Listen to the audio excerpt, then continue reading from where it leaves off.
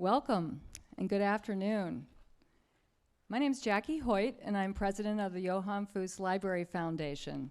And it's wonderful to see all of you here, finally back in this wonderful auditorium, thanks to the team at Friends at Boca Grande. The Johann Fust Library Foundation is sincerely grateful for your sponsorship of this year's annual event, and of course for your ongoing support of our beloved library. We wish to especially thank our very loyal corporate sponsors, Northern Trust and the Gulf Coast Community Foundation, who couldn't be with us tonight, and of course to our sponsor reception hosts, Susie and Dennis Tinsley. All of your generous support is what enables us to sustain our mission of caring for our beautiful grounds and our buildings, and to provide a cultural and literary center for the residents and also our visitors to Boca Grande. This afternoon, we are greatly honored to present to you best-selling author and attorney Scott Turow. For fans of legal thrillers, Scott really needs no introduction. However, I would be remiss not to share a few highlights from his very impressive career that has formed the basis of his literary talent and keen legal perspective. Scott is the author of 14 best-selling works of fiction, as well as 2 nonfiction books. The sponsors of tonight's benefit have each received a signed copy of his newest highly acclaimed novel, Suspect, a true page-turner that involves a complicated and reckless female private detective named Pinky, who is embroiled in a police scandal. We also have signed copies available for purchase after the event across the way in the Houghton Room. Scott's books have been translated into 40 languages, sold more than 30 million copies, and with this new book, the numbers continue to climb. Scott graduated from Amherst College in Amherst. After Amherst, he won and accepted a fellowship at the Stanford University's esteemed writing program, where he taught and received his master's in creative writing. From Stanford, he went on to earn his Juris Doctorate degree from Harvard. He spent 8 years as an assistant United States attorney in Chicago, prosecuting high-profile corruption cases. He then became a partner at the Chicago-based international law firm Denton's, where he concentrated on white-collar criminal defense. He also devoted a substantial part of his time to pro bono matters, including a case where he won the release of Alejandro Hernandez, who had spent 11 years on death row for a murder he had not committed. His list of literary awards for both fiction and nonfiction are extensive. His nonfiction book, Ultimate Punishment, A Lawyer's Reflections on Dealing with the Death Penalty, received the Robert Kennedy Center for Human Rights and Justice Award, which is an award given annually to an author who forcefully and most faithfully reflects the purposes of Robert Kennedy. There is so much more I could share, but it is time to turn the microphone over to Scott. But before I do, I have a few quick housekeeping items. And if you haven't done so already, please turn your cell phones to silence or off, whatever is your preference. After Scott's remarks, he has graciously offered to entertain your questions. So as you listen to Scott tonight, or this afternoon, please write down a few notes and make sure you write down a question and pass them to the aisle. You'll see Cappy Powell and Lori Hunter and Karen Zarcy, who will be walking up and down the aisles, and we'll collect those questions, and then we'll do a Q&A after his remarks. So without further ado, ladies and gentlemen, I present to you Scott Turow.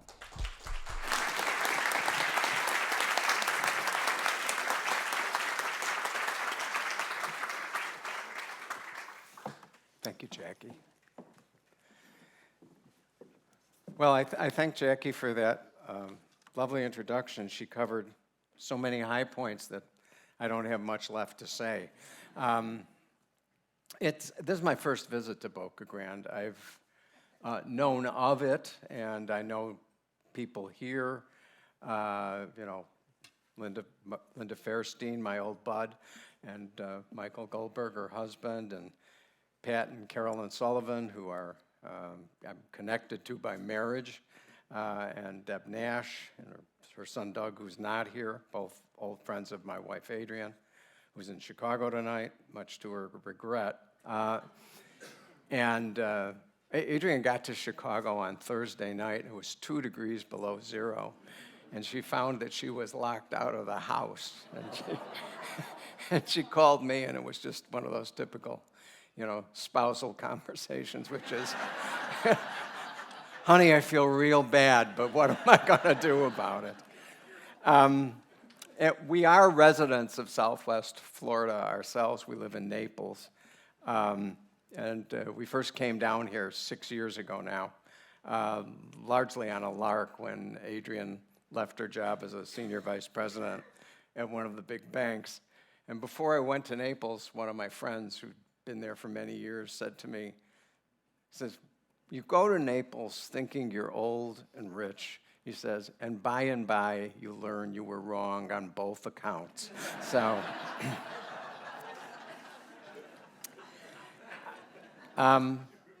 we ended up there largely by accident. We've got 5 kids who are all on the Eastern Seaboard. My oldest was pregnant with her 3rd child.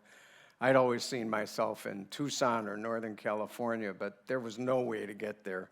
Be no way to get back to D.C. on short notice. And so we started to think about Florida. At that point, my attitude toward Florida was very much like that of one of my most frequent recurring characters, Sandy Stern, who was the defense lawyer in Presumed Innocent and has shown up in novel after novel. And in the novel before the last one, before Suspect, the last trial, Sandy, who's now an octogenarian, comes down to Naples, and he describes Florida as a place where the elderly are so blinded by the sun that they don't realize they are living in America's largest penal colony. So, but despite that, logic prevailed. We were going to go to Sarasota, where my sister spent the winters. Adrienne said to me, well, did you know that Naples is 4.5 degrees warmer on average in the winter? And I mansplained at her and said, they're 2 hours apart. How it could be 4.5 degrees? And then I got on the internet. She was right. Adrienne had been in Naples once when she was 7 years old. I had never been there when I stepped off the plane. And we really do love our life in Naples. One of the sweetest parts of it has been the discovery that at this time of life, leisure affords you the chance to make the kinds of deep, albeit new friendships that would characterize your youth.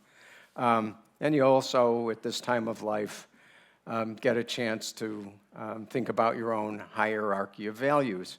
And in Naples, I have learned, in terms of my hierarchy of values, that I am a weather slut. That if you give me sun and 80 degrees every day in the winter, I can put up with a lot. I retired from the law firm that Jackie mentioned in August of 2020. I still do some unpaid legal work, but most of my time now, I'm writing. And as I often tell people, if you want my best advice, if you can become a best-selling novelist, you really should do it. It is a great gig. I love the work. I make the same joke every morning. I tell Adrienne I'm going upstairs to play with my imaginary friends. But most days, writing makes me happy. And that doesn't mean I don't get frustrated or stumped. I'm always rewriting. It's constant. And starting books, the older I get, the harder it is, and I try to write my way into the book. And I have learned that one of the important things for me is to just write anything at that stage. So I'll write, little pieces of scenes and snappy exchanges of dialogue, descriptions of characters. In my own parlance, I'm wandering around inside the book until that magic moment when my own imagined world begins to become alive to me. The psychologist Csikszentmihalyi described creativity as involving a flow state, but I actually prefer the term that Diane Ackerman popularized, which is a state of deep play. Because, in front of the computer monitor, I am very much like my 3-year-old granddaughter who gets, engulfed and overcome by her own fantasies. And, we do the same thing. We're talking out loud to people only we can see. So the work really is the best part. It still gives me great joy and satisfaction. But, of course, there are some can you believe it's me privileges that come with the kind of success I've been lucky to enjoy. My long and privileged relationship with Hollywood continues. At the moment, filming has begun on an 8-part streaming series for Apple TV Plus of a new version of Presumed Innocent. And as I like to say, you know you are old when you are alive to see the remake. Jake Gyllenhaal will be playing the part played before by Harrison Ford. And there are a lot of great actors in the cast. The executive producers are David Kelly and J.J. Abrams, and a terrific young man named Dustin Thomason, fine writer. David is doing most of the writing, and I regard David as the best thing going in television, and a remarkable record of success going back to Ally McBeal and Boston Legal, and then big streaming hits like Goliath or Big Little Lies. That's, I think, in season 3 on HBO. According to my contract, I am the co-executive producer. I was stunned to find out last week when I looked at the papers that I have an office on the set. So I guess that means I'll get to go there.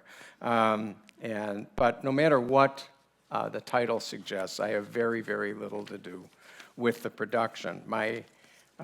Ernest Hemingway once said that the best thing that a novelist can do, whose novel is sold to the movies, is to take the manuscript to the California-Nevada border, stand on the Nevada side, throw the book over, grab the check, and run like hell in the other direction. And the fact of the matter is that I don't know a lot about being a filmmaker, except that it's not easy. I have to say, a day on a film set is the only thing I know of that is like trying a lawsuit. And you really work from the time you get up till the time you fall down at the end of the day. That's what goes on in the movie-making business. So I tend to respond like a well-behaved child in the 19th century, which is to say, I speak only when I am spoken to. But eventually I will go to the set once they've found their rhythm. And of course, is it fun to hang around with movie stars? Definitely.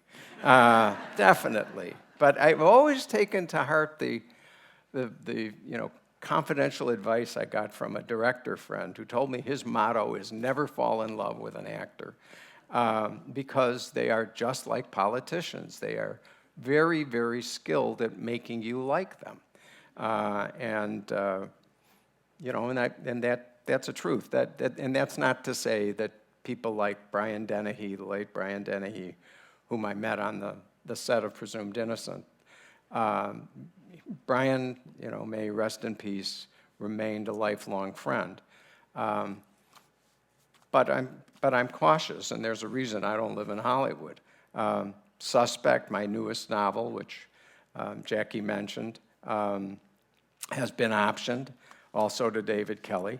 And I've known David for a long time, and it's great to know he's got faith in the story. But there's still a big distance between an option and the start of principal photography on a film. Richard North Patterson, who's a dear friend of both Linda's and mine, says, options are like sperm. Many are called, but few are chosen.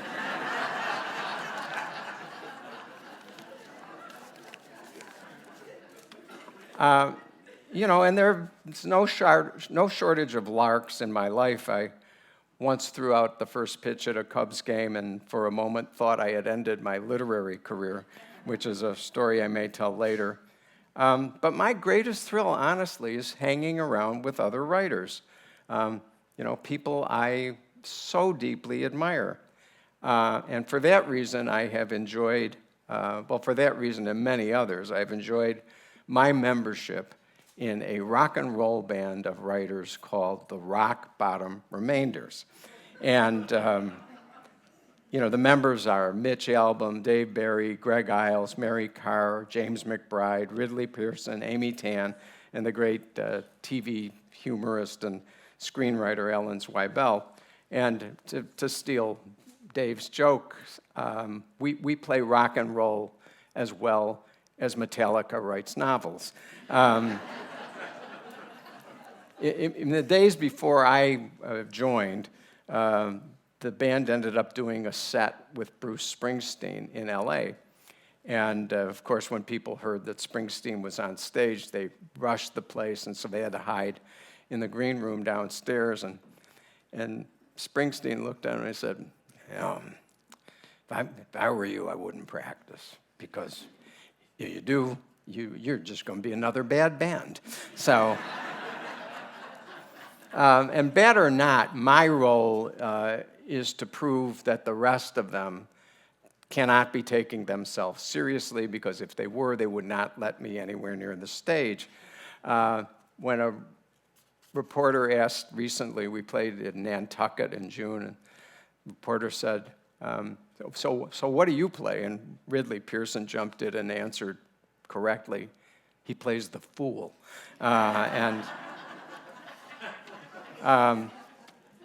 When they all want to make themselves laugh, they'll refer to me as the lead singer. But I have been up there singing besides some of my favorite artists, Roger McGuinn of the Byrds, the late and wonderful Warren Zevon, late Leslie Gore, and my good friend Judy Collins, who, thank God for all of us, is still going strong. Our most famous occasional member is, of course, Stephen King. And there are a lot of good musicians in the band.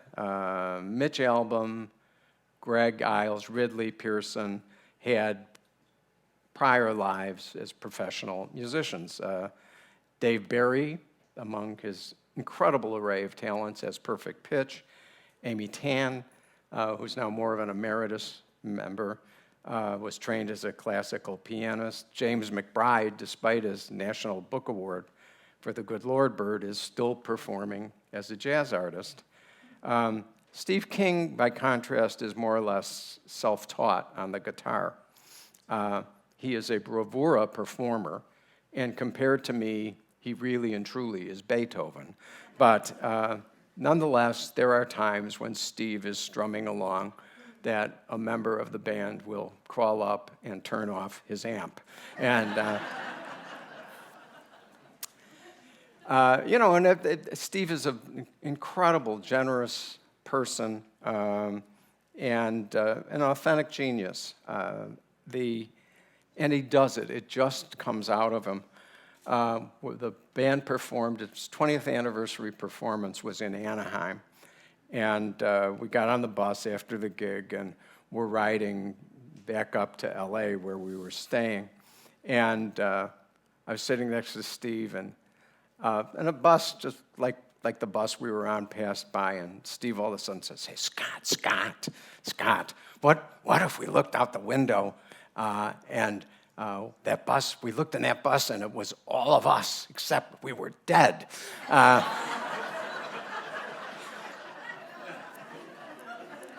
And Dave is across the aisle. He says, "What did he say?" And I said, "It's just Steve being Steve."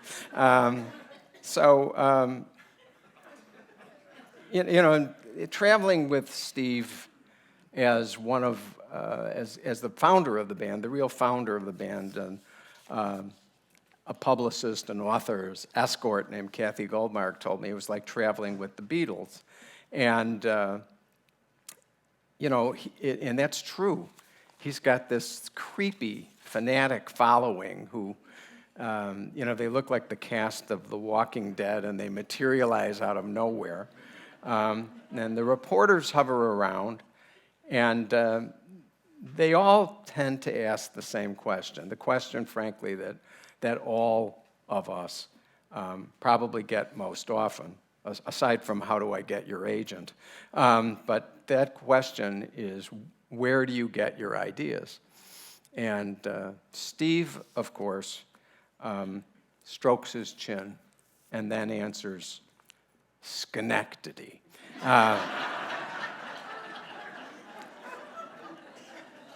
My own personal Schenectady has been the law.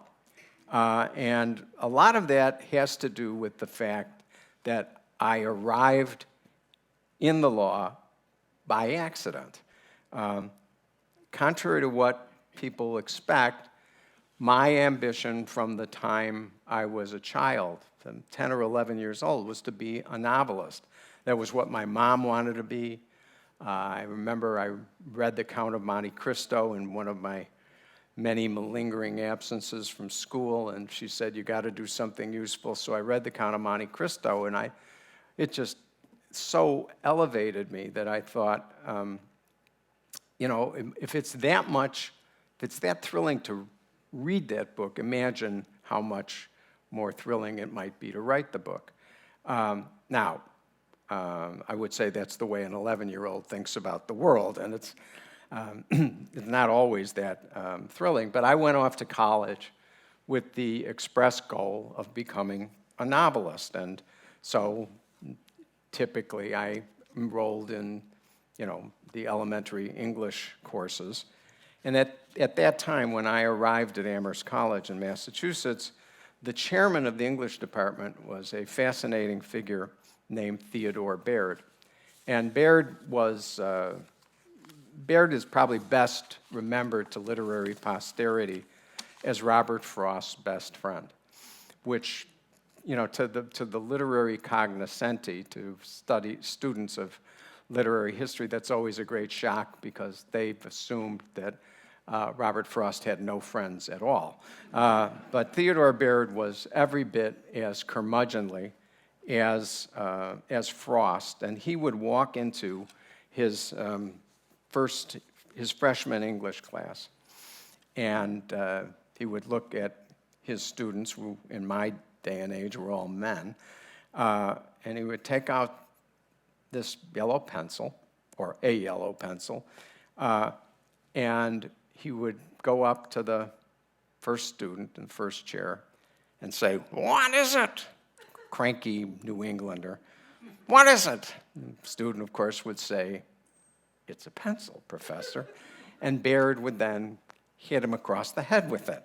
And he would then go to the second student. "What is it?" "Oh, it's a long yellow object." Whack, whack, whack, whack, until he'd gotten 15 stupid answers. And then he would stand in front of them and say, "It's a weapon." Then he would go to the window, and he would point at it. "What is it?" And first student would kind of cower under his desk and say, from that depth, he would answer, "Well, it sure looks like a window, Professor."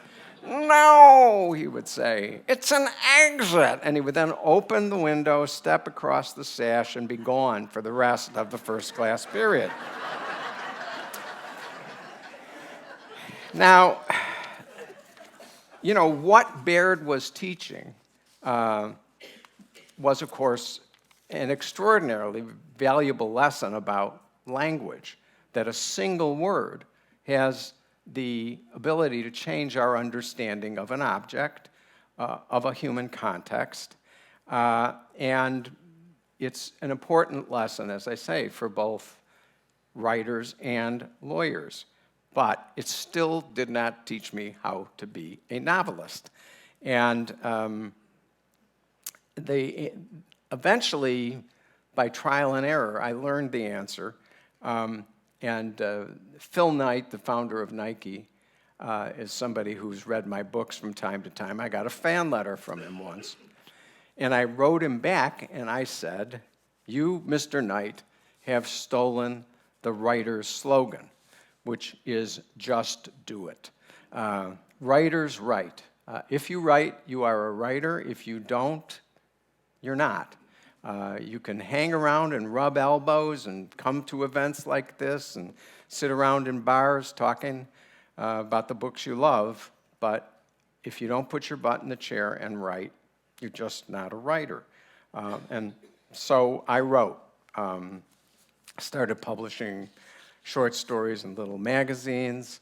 I made a failed attempt at writing a novel, actually two, while I was in college. But you know, despite that, I was lucky enough to win this writing fellowship in the Stegner program at the Stanford Creative Writing Center. And then when I finished as a fellow, I was hired as a lecturer to teach creative writing classes to undergraduates. And the time at Stanford was both, they were good years and they were bad years. They were good because I was surrounded by a large number of greatly gifted young writers. And it no longer seemed as audacious to call myself a writer, because that's what everybody there was doing. Some of these people have names that I'm sure you know, like Raymond Carver or Alice Hoffman. Or Richard Price, who's both a terrific novelist and screenwriter. But there's an even greater number whose names you've never heard of. A man named Willie Mickelberry, a writer from Florida, who wrote the best short story that I read in my 5 years at Stanford. My dear friend, Fred Feil, who died in his early 40s of a brain tumor. Most of the people who seemed touched by the gods with talent, fell by the wayside because of drugs or alcohol. And we were all on the way there in my years at Stanford. As I like to say, not all of the young writers wrote like Ernest Hemingway, but they all drank like Ernest Hemingway. In those years, I was writing from will. I arrived there thinking I'd be the next James Joyce and was trying to drag something great from myself, and needless to mention, I wasn't succeeding at it. My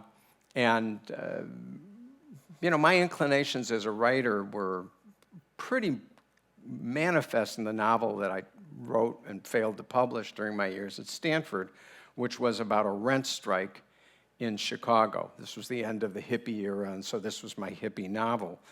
And the plot hinged on something called the implied warranty of habitability, which was a new doctrine coming into American law that said that when a tenant signs a lease, it's implied that the place that she or he is renting is actually going to be fit to live in. I learned two things from the implied warranty of habitability. One, it is not the stuff of bestsellerdom. And the 23 publishers in New York who turned that novel down taught me that lesson. And then I started reading as the rejection slips piled up. I was just sort of amazed. I mean, like, the implied warranty of habitability. I mean, it's fascinating. It began to dawn on me that I was interested in being a lawyer, and I was interested in going to law school. This was a shock because my dad was a physician, and as I like to say, he was a prophet in his own times, in the sense that he was a doctor who hated lawyers long before it was common for doctors to do that. So I eventually made the decision to go to law school. I studied for the LSAT. And then I had to break the news to the agent who'd been trying to sell my Rent Strike novel that I was going to law school. And in the middle of this letter, I said, it would be a really great idea if somebody wrote a book about the daily experiences of a law student, because there's really nothing exactly like that out there. And this was the days of the 3-martini lunch. And so my agent and this editor, Ned Chase, terrific man, great editor, father of Chevy Chase, they had their 3 martinis. It started to rain, first bottle of wine, second bottle of wine, and Ned took a look at my letter and decided it was a great idea and wrote a contract on the spot. My comeuppance, of course, came when I finished writing that book, sent it to Ned, and he called me up and he said, I have just one question. And I said, you don't like the writing style. No, the writing's fine. I said, you don't like the way it's typed? I had a broken character on my typewriter. No, I said, we can read the damn thing. I just need you to remind me, why did I ever want to publish this book? Which answers the question that I'm often asked, which is, why were you so dumb as to publish a nonfiction book about your professors and classmates while you were still in school with them? And of course, Ned couldn't remember why he wanted to publish the book. I wasn't going to ask him to delay it once I'd sort of sold it back to him. And I changed people's names in 1L, but everybody recognized who they were. And, people who thought they were, flatteringly portrayed thought 1L was a discerning literary work. Other people had other opinions, and chief among those with other opinions was one of my first-year professors whom I called by the fictionalized name of Rudolph Perini. And Perini is portrayed in 1L as sort of a heavy-handed utilizer of the Socratic method of classroom interrogation. And, and he's definitely kind of the villain of the book. And he called a news conference and, said, he was just angry and insulted. And, once that was over, I thought he was done. But lo and behold, I get to the end of the first semester of my 3rd year at Harvard Law School, and a friend comes running with the test booklet from this particular professor's copyrights class. He taught copyrights as an upper class elective. And the last question on the exam went something like this. You are an associate in a large law firm. A senior partner introduces you to his valued client, Professor Rudolph Perini. Professor Perini has undergone the humiliating experience of having a student, Ray Ripoff, write a book about his daily classroom lectures. Please list all theories under which Professor Perini can sue Ray Ripoff.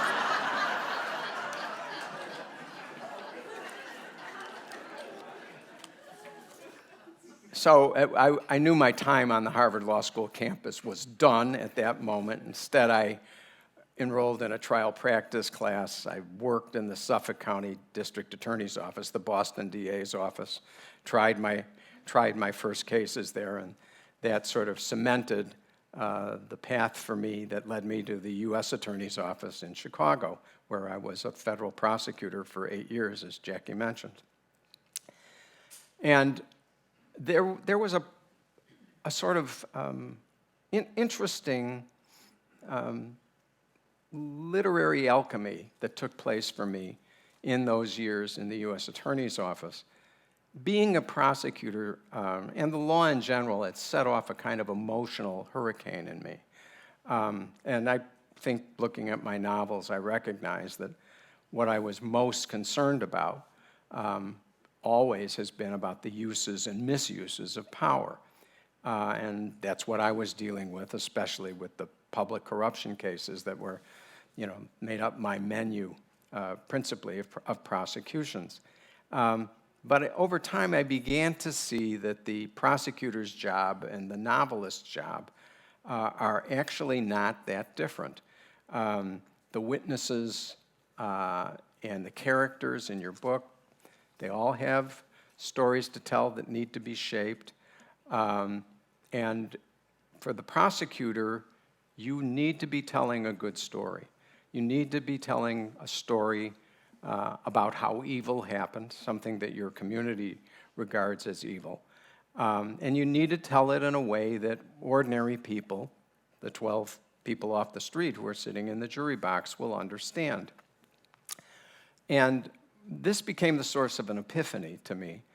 I had spent my years at Stanford dealing with experimental novelists and avant-gardists who had the view that art should lead culture. They took as their motto what Ezra Pound had said, which is that the poet is the antenna of the race. Many people know that quote, but they don't know what the second line is, which is, and thus he, the poet, will not be understood by the bullet-headed many. And I found myself much more persuaded by Tolstoy, who had said that the idea of great art that most people can't understand makes no more sense than the idea of great food that does not taste good to most people. And I was looking, always thinking about what would be a universal subject, and eventually turning around in the criminal courtroom and seeing the way there were always spellbound spectators. I realized this is my subject. It means an enormous amount to me. And, I find it fascinating. Who's keeping time? Bobby, how am I doing? Oh, you're doing good. Let's see, another 5 minutes? Good, perfect. All right. So that'll give me that'll give me a chance to deal with suspect and the question that I'm periodically asked, which is, you seem to be a pretty good writer. You were at Stanford. You had hung around with all these literary novelists. Don't you want to write something else besides, legal thrillers? And, I have tremendous respect for all kinds of literature. Most of my reading is not thrillers. I read serious contemporary fiction. And I think of what I have done as trying to write something different with each book. It took me decades to write again about Rusty Savage, the hero of Presumed Innocent, the guy Jake Gyllenhaal is now out in Hollywood playing, because I wanted to be able to go through the same process of discovery I had getting to know Rusty and figuring him out in the next book. I didn't want to be repeating the same character. I felt like it would be clipping my own wings. And the novel that I published most recently, Suspect, was typical of what I think of as my own efforts not to write the same book over and over again.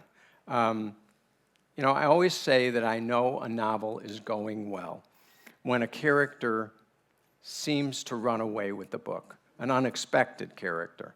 And by which I mean that she or he demands more space, more attention, just becomes central to the action in a way I, as the novelist, was never counting on.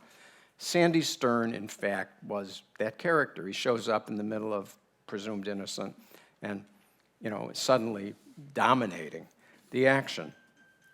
And when I returned to Sandy in the last trial, the character who ran away with that book was Sandy's granddaughter, Pinky Granum, who was then a paralegal in Sandy's law firm, and who is a defiantly irregular human being. She's got what looks like a common nail through her nose. She's tatted from neck to ankle. She tries to find, the most outlandish, hair dye.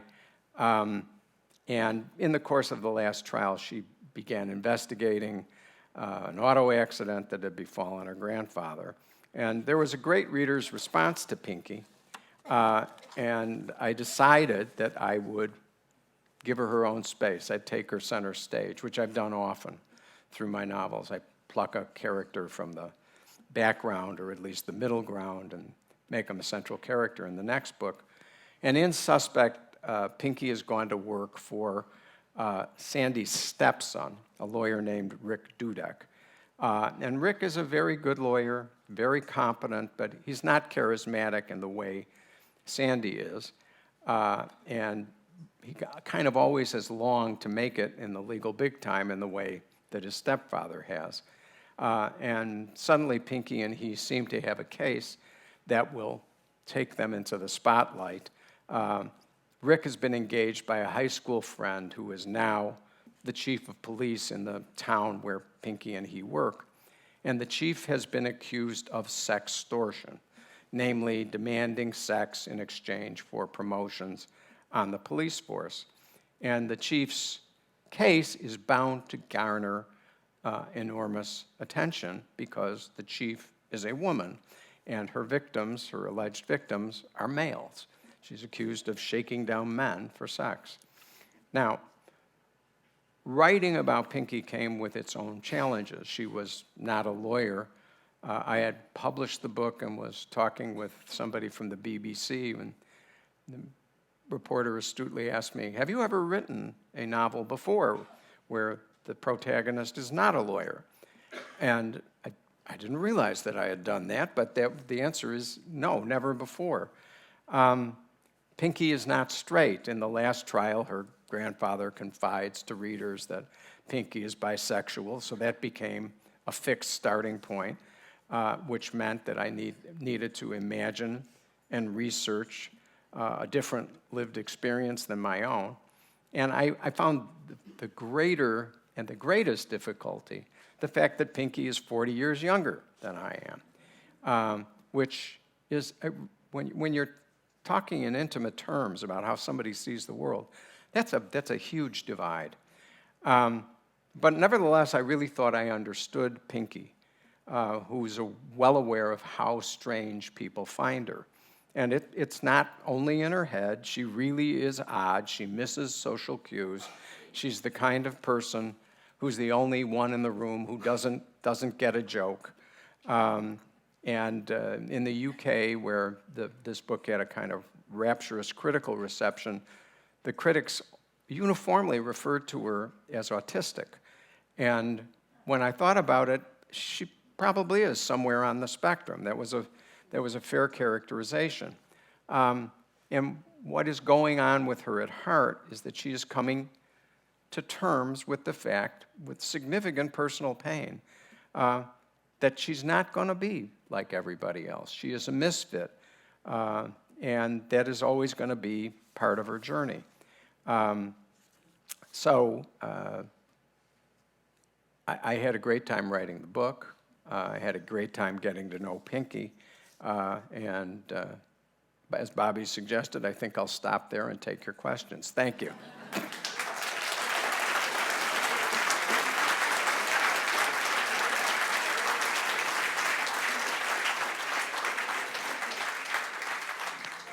We know that he is an extraordinary author, and we know that he is a quite accomplished lawyer. We now know he's an incredibly entertaining speaker. So thank you for that great speech. We have some questions, and I'm going to ask you to read that one. Okay. Mr. Turow, in Ordinary Heroes, at page 23. This, by the way, is the question that fills the novelist with dread. I know. Because Ordinary Heroes was published in 2007. Yeah. It is now part of a largely disremembered past. But okay, go ahead, We'll Bob. see. You quote Colonel Henry Kleik as saying, "The court-martial stands adjourned until 0800 tomorrow, when we will reconvene to dispense with justice. No one, as I recall, had the heart to correct him." Question, correct him of what? They weren't going to dispense. They weren't going to dispense with justice, which would, of course, mean they were going to give up on the idea of it. So that was what the joke It was not to be justice. Yeah, right. Okay, They were not going to dispense with justice. They were going to try to dispense justice. Thank you. Here's a second question. We can guess how actual lawyering informed your writing, but how did your writing inform or affect your lawyering? Well, I tried to talk a little bit about that, the intersection both between what being a lawyer taught me as a writer and what being a writer taught me as a lawyer. I would say that my time as a novelist was especially useful in dealing with clients because, as Jackie mentioned, my practice was principally white-collar criminal law. And every criminal defense lawyer, when she or he meets a client for the first time, is always thinking just one thing, which is, how could you have been so stupid as to have done that? And I found that, the sort of novelists, the basic skill of novel writing, to try to put yourself inside somebody else's skin, was really worthwhile. Because I could, sometimes took a long time to understand what they were thinking or where they were coming from, and most of the time, it wasn't a point of view that I wanted to adopt or even could approve of. But it was still important in building that relationship to be able to treat your client with some empathy, because most of the time things were not going to turn out with a happy ending for that person. Thank you. This is a common question. We have a couple of these. What books are you reading now for pleasure, or which ones are on your nightstand? At the moment, I am reading a novel called Trust by Hernan Diaz. And I will be honest, I'm about a third of the way through it, and I'm kind of struggling. So, but, this is a novel that's had a lot of outstanding reception, and so I will probably go to the end, and I hope my opinion changes. So, That's great. What musical instrument do you play in the band? I play nothing because my daughter was, strangely enough, taught by the same piano teacher who taught me. And my daughter, who played until she was 16, was really pretty good at it. And I once looked at the teacher and I said to her, "Yetta, this must shake your faith in genetics." Because, I would say a baboon, but the truth is primates probably know more about music than I do. I describe my singing as taking place in the key of H. What I've learned over the years is courage. If you can't be on key, at least be loud. So. Is there a YouTube video? Say again? Is there a YouTube video? Oh, there are YouTube videos out there, believe Okay, me. all right. I would love to have them all destroyed. But All right. What is your next adventure? That's a great question. we're going to Italy for a couple of weeks. I'm going to be on book tour in Italy, which, let me tell you, authors complain about book tours all the time. You will never hear an author complain about being on book tour in Italy. It is, talk about, the best gig on earth, that is it. So I can't really say that's an adventure. We're going to go to Sicily after that. What I've read about Sicily, there could be an adventure there, but I hope not. I am really one of those people who stands before you being able to say, my dream came true. I have no doubt that this room is full of many people who have been incredibly successful. But not all of you are successful in the way that you dreamt of as a child. And so I don't find myself yearning for other things. As I said, I enjoy Naples. I love my grandchildren. I even still love their parents. Although, watching your kids parent is just, it's both wonderful, you come home with, the punctures in your tongue from biting on it. So there really is, as I said, there's just not a lot I longed for. When I turned 70, Adrian and I went to Machu Picchu because I wanted to go there, frankly, while I was confident I'd still be able to do all the climbing. That was a great experience. Probably the Galapagos are in our future, but, big adventures, probably not. Well, you are fortunate to have realized your dream. That's great. Yeah. In terms of adventure, maybe we could switch it a little bit. And do you have another idea or project in the works as it relates to another book? Oh yeah, I'm knee deep in another book. Okay. And I'm going back to Rusty Savage for the last time, and I'm doing it largely because I've had the idea for this book at least for 20 years, and I've always known I wanted to write this book in this particular setting, and I'm having a great time with it. If you ask me, I think it's going spectacularly well.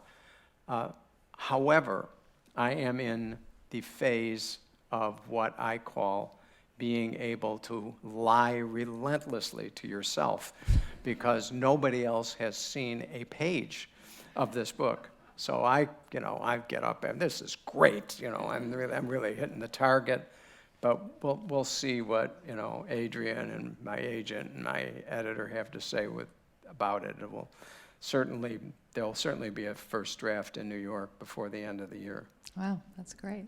Well, best of luck with that. Okay, there's one more question, unless there's others over there. Karen, do you have any? Cappy? Okay, this person is interested in the cover of your book, I think. Why does your name get bigger on later books?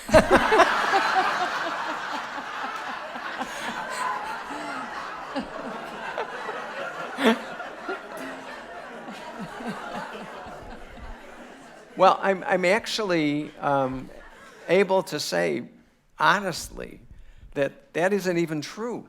And the second book I published after the huge success of Presumed Innocent was called The Burden of Proof. And honest to God, the cover was entirely my name.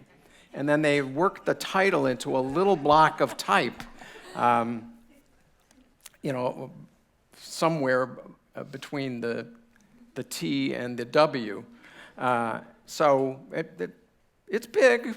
It's big, I guess. I mean, one reason is because I have a short name, so they can do that. But I was particularly fond of the cover of this book, so I thought it was pretty slick, and not the lettering.